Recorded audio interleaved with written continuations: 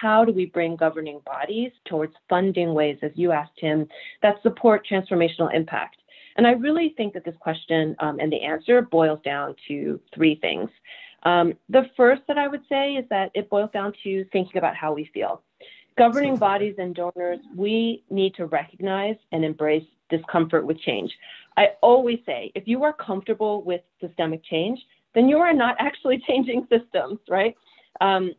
We need to leave behind the idea that giving exists for us to feel good and only good, and we have to reframe our work around interconnected futures, right? There's quite a bit of analysis right now about the nature of the COVID crisis, right? The market economy is booming on. Corporate interests in the US in particular have been largely protected through these very large-scale legislated aid packages.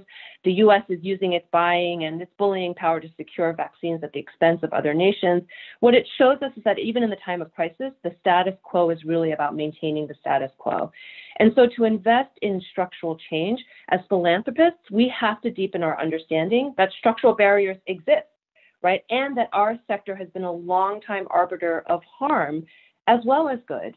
But understanding and learning the history of philanthropy and its role as the protector of the status quo within racialized capitalism, within global economic systems, that leads us to ask different questions of our governing bodies, namely, how is our work actually eradicating structural racism as opposed to incrementally improving individual circumstances?